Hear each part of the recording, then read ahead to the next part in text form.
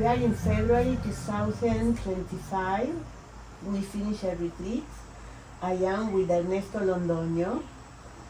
He is a participant, but I think it's your fourth time here. Fourth time?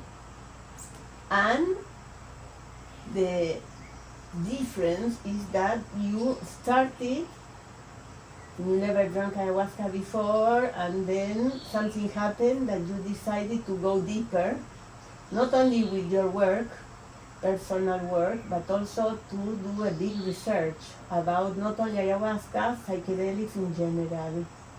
And the fruit of this interest is this book, Trippy, where you did a very deep research about the therapeutic aspect of psychedelics. So you've been traveling around the world, doing different retreats, experiences in different styles. And I would like, if you can share something, what would you like to start? Sure. I mean, my origin story with psychedelics and with ayahuasca is a retreat here at Spirit Vine in February of 2018. And just to provide a little context of what led up to this, I had moved to Brazil for work about 7 months before. And when I arrived, I became deeply depressed. And I had experienced depression earlier in life, but I had always considered myself a very resilient person who had tremendous endurance and stamina and tools to just keep chugging along.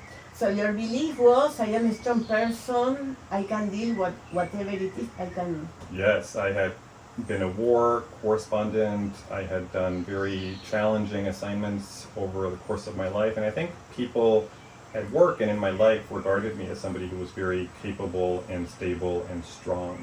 But during this period of my life, I sank into what felt like a sinkhole of depression that just kept getting worse and darker. And coincidentally, somebody had mentioned the fact that ayahuasca retreats were becoming increasingly popular in Latin America as something I might want to write about in my work as a journalist. So it was something I had bookmarked in the back of my mind as worthy of journalistic exploration.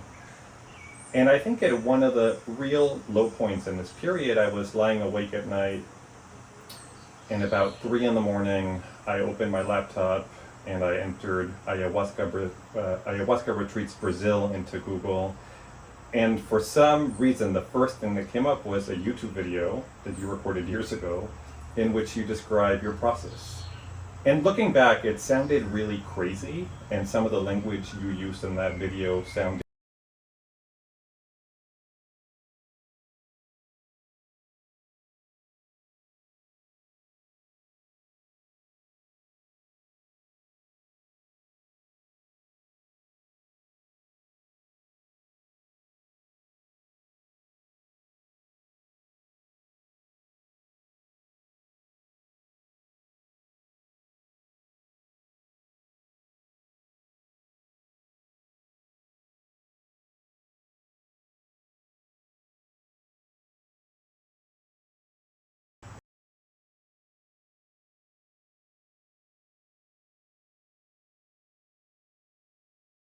I think there was some mention of the dissolution of fear and getting into an altered state of mind in which fear just vanishes.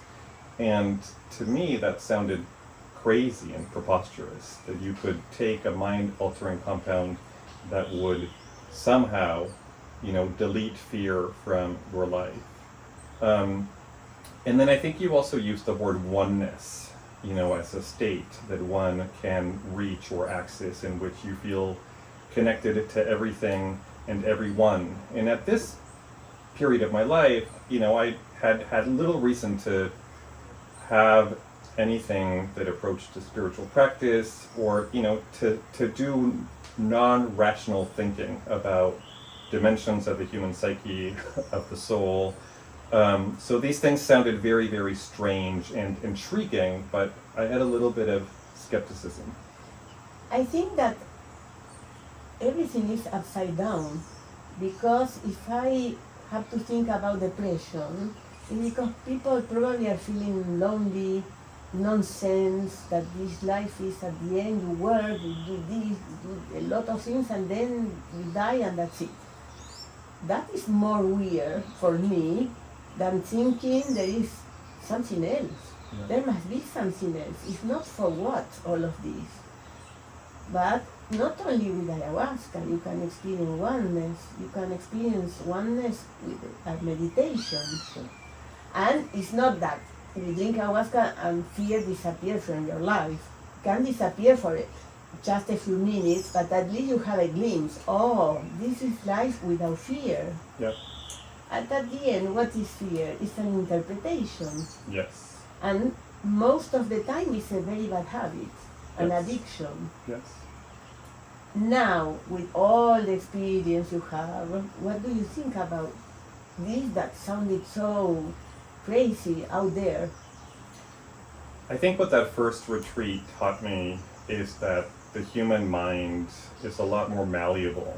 It can be changed and sculpted in ways that allow you to live life more skillfully and to, avoid getting into the patterns of behavior and into the traps in life that lead to unnecessary suffering. So I came to understand that there was a little bit of wiggle room and that we have more control than we may have assumed about how we can relate and experience our thinking minds.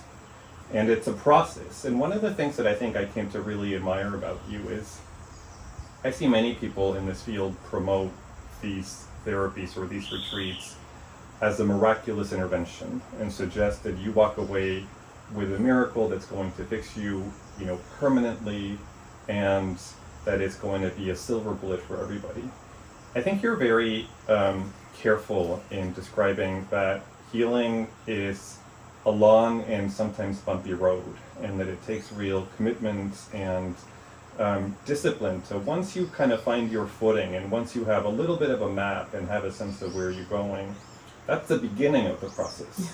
That is not the end of the road. And it takes sustained attention, and there's setbacks, and there's ways to slip up.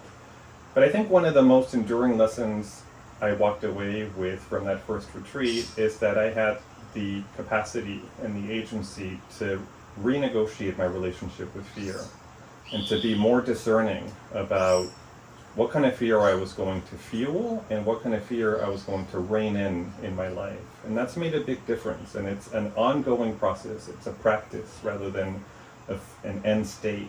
But sometimes just clarifying what path you should be on and what techniques and what sort of states of mind are worth cultivating makes a huge amount of difference, because you're no longer lost. You're somebody who all of a sudden has a compass in a direction, and you're walking towards something with greater intention. For example, there was something very specific. You were taking medicine for blood pressure, and I told you it's not compatible with ayahuasca. So you need to ask your physician authorization to stop the medicine and start a natural treatment or diet or something, a practice to regularize your blood pressure. Yes. And you thought that was not right. Scary. Yeah. Yeah, I was diagnosed with hypertension at a very early age. I think I was 25. And in retrospect, it was curious that the doctors who told me, this is a dangerous condition and you're probably going to be having to take medicine for the rest of your life, weren't curious about examining, how it started, what was at the root of why my body was acting in that way. They just had a pill to give me and to treat me, but they had no curiosity about the root causes. But the pill will not heal you. And I had, I had assumed that this was a chronic condition that ran in my family, and that it was going to be a matter of taking a pill for life. And one of the things that, much to my surprise, happened after this retreat is, I had to get off of my blood pressure medicines to come here. And after eating a very healthy diet and just finding ease within myself for the first time in a long time, just finding moments of deep serenity, my heart started pumping blood at a healthy rate. And it made me really curious about, well, what is the backstory of my hypertension? Why has my body been in this state of hyperarousal that manifested in this symptom that we now call a chronic condition? And that led to a very rich discovery about the fact that my life had been really stressful and tumultuous from childhood for many reasons. Growing up in a family that had many challenges, growing up in a country, Colombia, which was experiencing a period of armed conflict. And then, I layered on a lot of stress and trauma on top of that by becoming a journalist and a war correspondent for parts of my career. So it made perfect sense that I had revved up my body through these circumstances and some of the choices I made to a point where, it was showing signals of distress. But all of a sudden, I had enough clarity about the anatomy of that bodily dysfunction to start thinking, well, how can I go back and start addressing the root causes and examining the root causes? In medicine, oftentimes, the focus becomes treating the symptoms, not examining and addressing the root causes, which oftentimes is difficult and time-consuming and expensive. So we have become accustomed to just attacking symptom by symptom instead of really holistically examining the nature of the dysfunction. You have to? No. No, there's a choice. You can choose, no, I want to know the root cause. Yeah. There must be a root cause. And I think something similar happens with what we call depression, where oftentimes the easiest or most accessible intervention is, how do we get this person to feel less intensely? If they're feeling sad, or feel less anxiety by addressing their brain chemistry through taking pills. But things like depression, trauma, anxiety, I think are a collection of experiences and stories that live deep inside our minds. And there is a path, I think, for many people to resolve, or at the very least, significantly alleviate the distress that these stories and these experiences collectively cause. But it requires a lot of effort to peel back the layers and to understand what happened that led me to feel this way? What happened that led me to behave in ways that have made me lonely or that have led me to have poor self-esteem? And it's only in examining the narrative of our lives and becoming, careful students of what happened to us in real time, how much agency did we have, what were the choices we made, and can we make peace over time with that narrative? Can we make it something that is lighter and easier to carry? I think only then do we start kind of creating the space in our lives to deal with these difficult or uncomfortable feelings or emotions more skillfully. It's something that is pushing us. It's showing, stop because there is a problem. Yeah, it's an alert system. It's an alert system and we are numbing the alert system. Yeah, I think oftentimes it feels like we are disabling, the equivalent of a fire alarm. Yeah, and we became sacrifices, no? Yeah. Keep going. Yeah. No, let's take this and keep going. Yeah. And what is the purpose? For what? We are going where? Yeah. Because, okay, you are suffering less because you are taking pills, but still you are suffering. Right. Or with health problems, that it will be worse. Yeah. But I never said, for example, you will be healing. No. Where's to explore? Let's see what we can find there. Yeah. And you found it. It was not only that you change your diet and you discover more connections. Yeah, I think the reason I was able to address my blood pressure is not miraculous intervention. I stopped drinking alcohol because I recognized that alcohol had a detrimental impact on my life and my health. I became vegetarian, which also, fundamentally changed what I was nourishing my body with.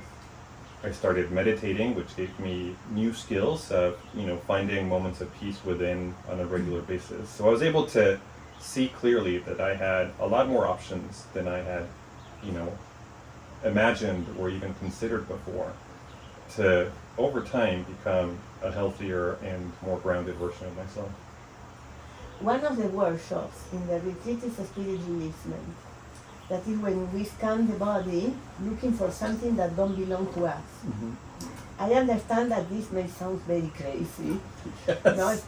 Especially for somebody more skeptical, but it's pieces of people, can be our own mother, our grandmother, or even people who pass away, entities, to check what you can find. And if you find something very interesting, that was the cause of the blood pressure, no? The heart beating in this way. Yeah. The memory or the presence of a friend who died by suicide came to mind, and I felt like I was having a dialogue with him. And I think he represented many of the experiences I had in war zones that were difficult,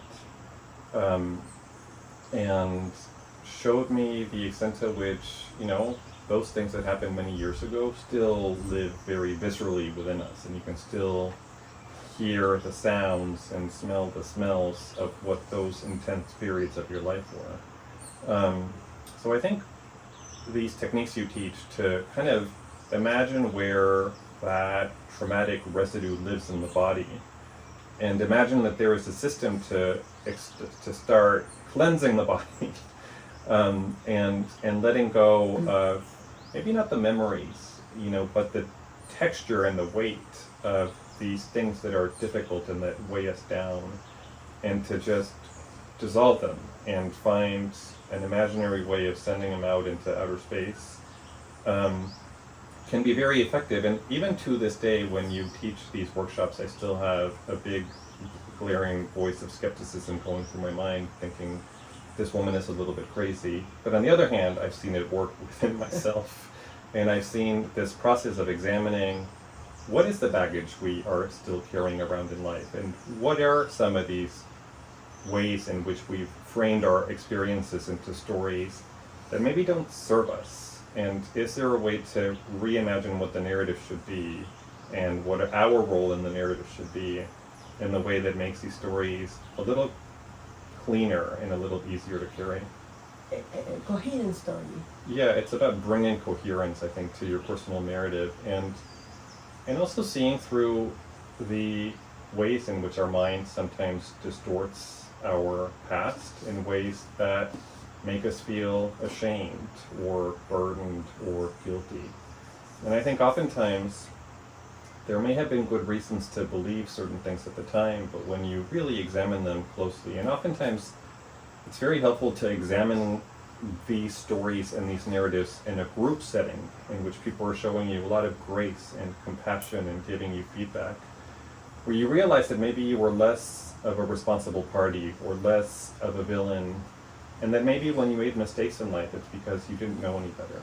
So unburdening yourself of guilt and shame and all these dark, ways of storing the contents of our life can make a real difference if we get into a habit of doing it routinely and regularly. And the metaphor, because every symptom is a metaphor. It's trying to tell us something that we don't want to hear, or we think it's nothing to do with anything that I know. But it is. Sometimes it takes time to discover what it is. But in the moment you bring this to your consciousness, the symptom disappears. And this was happened very quickly. What do you think it is, this skepticism? Now that you proved several times that what you thought, oh, this is very crazy, at the end was working. I understand, in that moment you had no idea why this will work. But now that you know that there are mystery things, but this skepticism is limiting you. Yeah, I mean, I think on the one hand, anybody who's been trained as a journalist is a skeptic by nature, and we like to find evidence and we like to, prove assumptions. So I think part of this is just hardwired into how my mind works and how my training has shaped me as a person. But I also think when you have experienced, periods of adversity where you couldn't trust people, or when the country you were in was very chaotic, being on high alert, is a defense mechanism, and it can keep you safe. So I think there's two parts of it. One is professional training, and one is, I think, conditioning, from a life in which oftentimes it's been necessary to be hyper aware in order to be safe.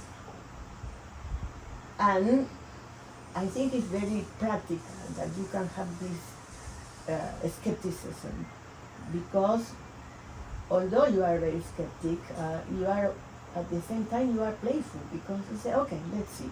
Yeah. You are like, okay, let's do it. Yeah. And you allow the change. Yeah, I remember like the first few days I was here, I think you walked up to me, and in the way that you often do, you kind of pointed your finger and said, "You are repressed. There is something repressed within you." And I just remember being furious and being like, "What does this woman know about me?" I said, I'm depressed, I'm not repressed. But over the course of the retreat, as I started seeing things clearly and certain pieces of my past came into sharp focus, I realized you were right, and I found that I was indeed repressed about many foundational parts of my life, and that was a state that had not served me well, and that there needed to be a way to loosen my grip on some structural thoughts that had been sort of foundational to my being and my personality. So that was a very useful thing, and I've seen you do that repeatedly with people, where sometimes in a strikingly confrontational manner, I think you present facts to them that were obvious to everybody else, but oftentimes we're blind, to the most glaringly, obvious and relevant things that are causing us distress. So I think that's one thing you do that is very unique, and that can be used to great effect to unlock people's innate wisdom and to unlock people's potential to heal themselves. I understand that it's challenging because for some reason you need to repress. You need to survive. So when you need to survive in your family or in a country, you need to be your life. Yeah. And somebody is coming with, that is dangerous. It's uncomfortable. It's uncomfortable, but we need to get out of our comfort zone. Yeah. I understand you've been in many wars. That is, go out of your comfort zone. But for you, it was normal. It's something that you were doing again and again and again. Yeah, I think in retrospect, I see that period of my life and a career. I think it was easy in war zones where there's so much activity and noise and, things are happening in very chaotic and unpredictable ways, that it's very easy to focus on external suffering, so you don't have to even, spend any time with what's happening within you. So, anybody can think, well, you are super courageous, you can go to this place, you can be in such a difficult moments, but to go deeper and find these moments where you were vulnerable and you need to survive, that is another completely different story. Yeah, it's a completely different skill, and it requires courage also. And danger. This is very dangerous, because in some moment you decide, is this or is my life? Yeah. But when you have the courage and you say, okay, I will get out of my comfort zone, and then you go, this is a transformation, because it's not the child anymore that needs to survive. Now you have resources and you have power. Yeah. So it's not the same. It's one helping the other one. How much time took you to understand what it is, the inner child? Oh, I still think I'm learning those lessons.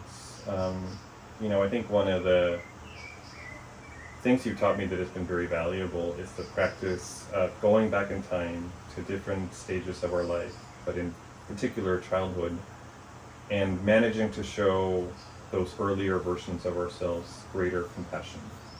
And it may sound simple, or it may even sound trite, that could be necessary. But when you do so, and when you really get into the habit of examining, those early chapters of our lives, we discover that oftentimes we were very hard on ourselves.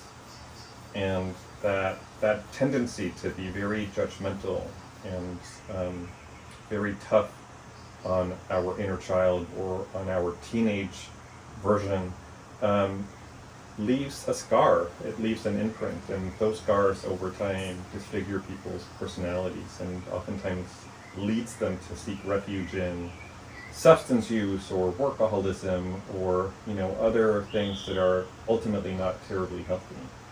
But if you are able to go back to the starting points and start redrafting those chapters and making them a lot easier to carry and live with, I think that's, for me, what it means to start healing.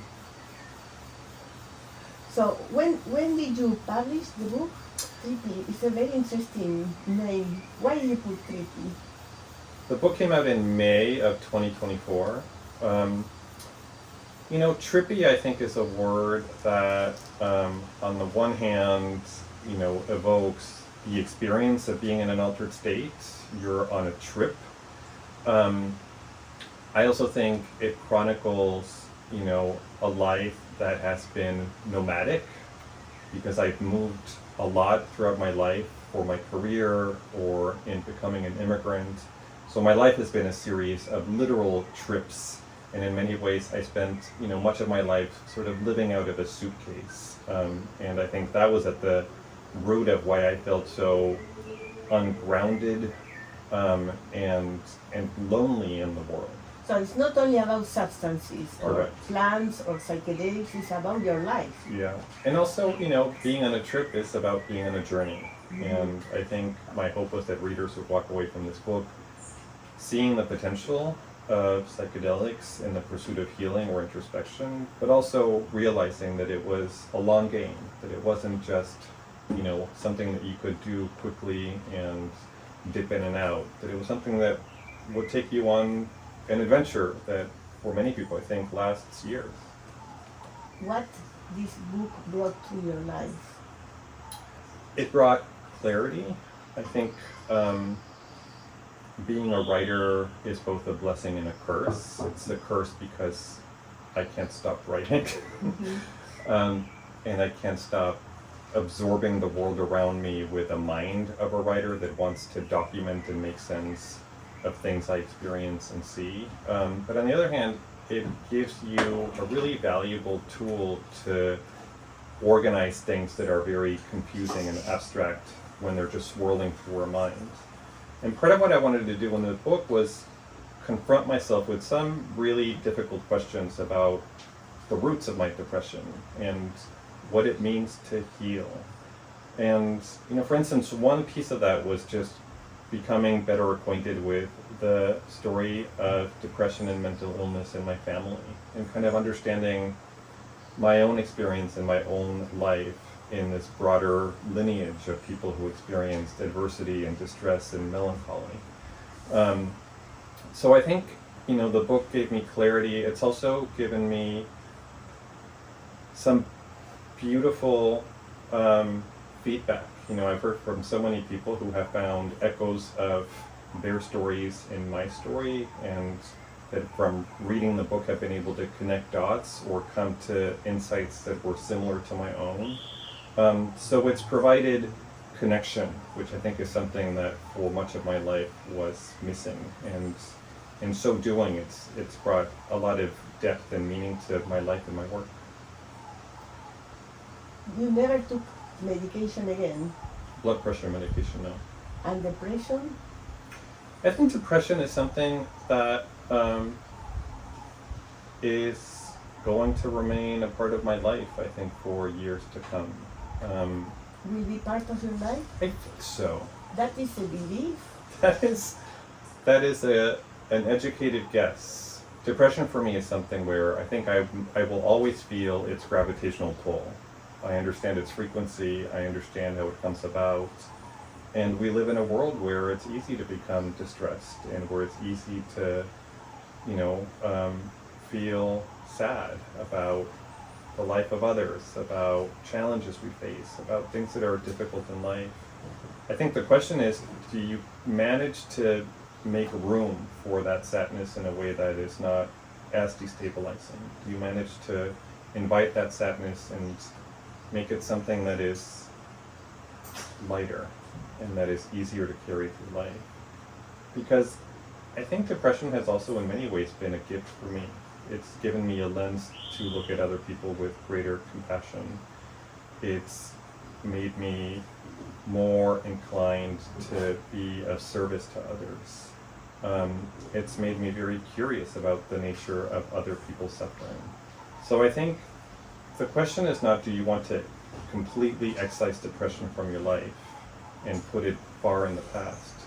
The question is, are you able to still feel some depression or live with periods of depression in ways that are more skillful?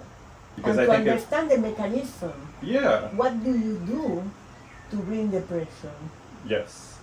How is this happening? What is its anatomy? And can I become better over time? Yeah, it's not why you are depressed, it's what are you doing to be depressed? What are you saying to yourself?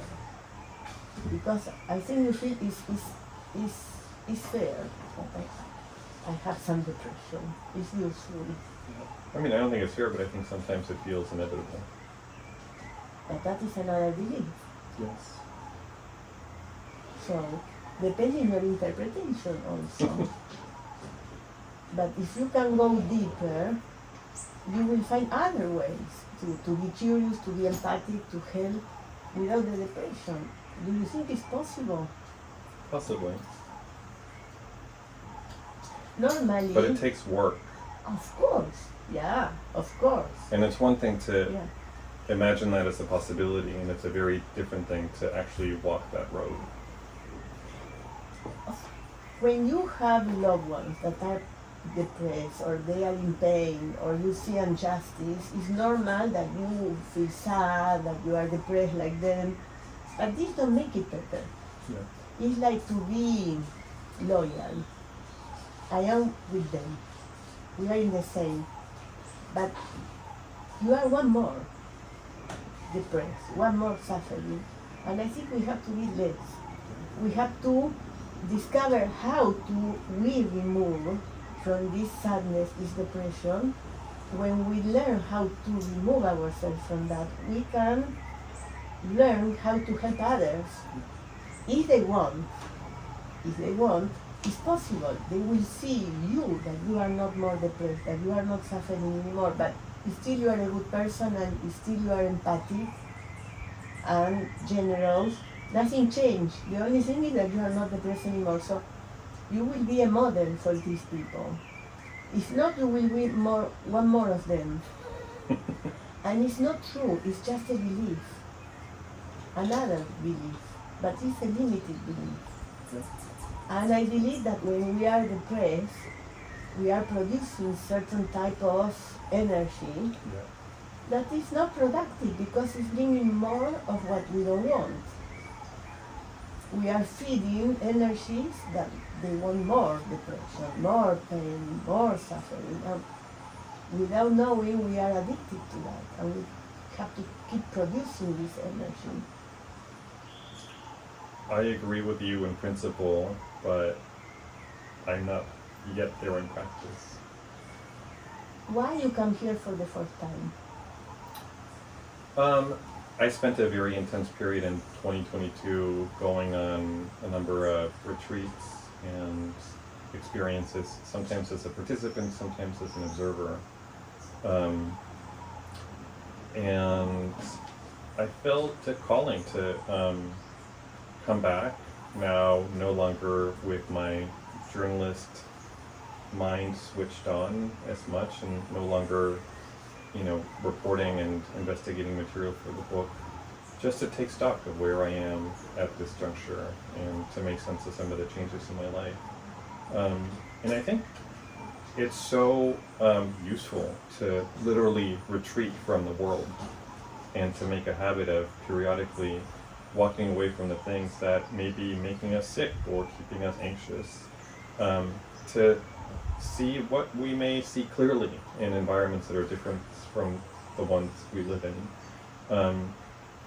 And also I think because this place just has a very special place in my heart, and you've been such a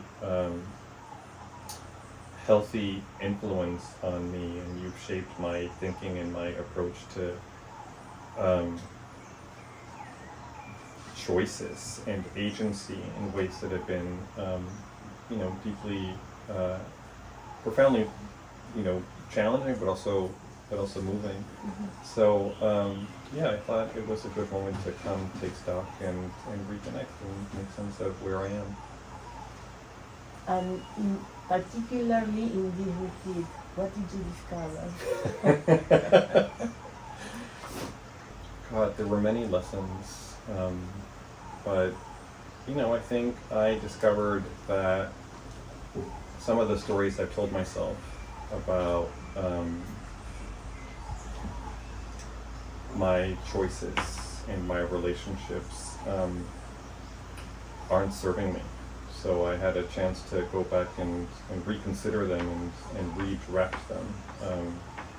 It's almost like being a writer, where the first draft usually sucks, but then you always have the chance to go back and make it better and make it more accurate and make it simpler. So I think there was a big piece of that. I think had to sit down and think about why, as a journalist, I tend to gravitate toward really dark and difficult subjects, and what it is that brings me, and how it affects my mood. So why is there still such a magnet that is drawing me to some of the darkest and deepest, corners? Why can't I be exploring or writing about things that aren't in those domains? Mm-hmm. And I don't have fully formed answers yet, but I think sometimes the most valuable thing is to find the right answers you should be asking yourself, and then commit to really exploring them with rigor and curiosity and an open mind. We were talking before, the reasons, we have reasons to be depressed. Yeah. And sometimes there is something good that we think is good to be depressed. But also the commitments, the contracts we sign unconsciously to commit to relate with people or to do things that are painful, yeah, and bringing sadness and more pain. Why we keep doing this? Not people. Why we, human beings, commit to these kind of things? There is a reason. One is to keep producing this energy, heavy energy that we cannot stop. It becomes a compulsion. Mm-hmm. But it's an addiction. And we cannot see it because it's unconscious. But there are contracts that all of us, we made unconsciously. We are asking things and we are signing a contract, and we have to pay with something. That sounds crazy. Why I will do such a thing? Yeah, I think we oftentimes are startled when we get to the root of our beliefs and our patterns of behavior. And then there's a question of, well, do you want to change it? And if the answer is yes, what does that mean? What are the steps you need to take? And that's where the really hard work comes in. And the programs, we have programs, cheats. The conditioning. And we are not questioning this. It's not everything, but there are things that this is the truth. And this is exactly what I want to check. Is really true? Well, I was really surprised reading your book. I really enjoy it. I think it's very interesting. And you are giving a huge panoramic about what you can find in retreats, different type of experiences, psychedelics, from different points of view. A very intelligent narrative, and rich, compassionate, and Thank you. you are a very cultivated person. So it's very interesting, this book, from all the different points of view. So I recommend it very well. Also in our newsletter I recommended it several times. So thank you for being so generous to share your opinions, your intimacy, for others to learn what we can teach here, what they can expect, no? Here in another places. And I thank you for all the wisdom and tough love that you brought to my life. Thank you. Thank you. Thank you.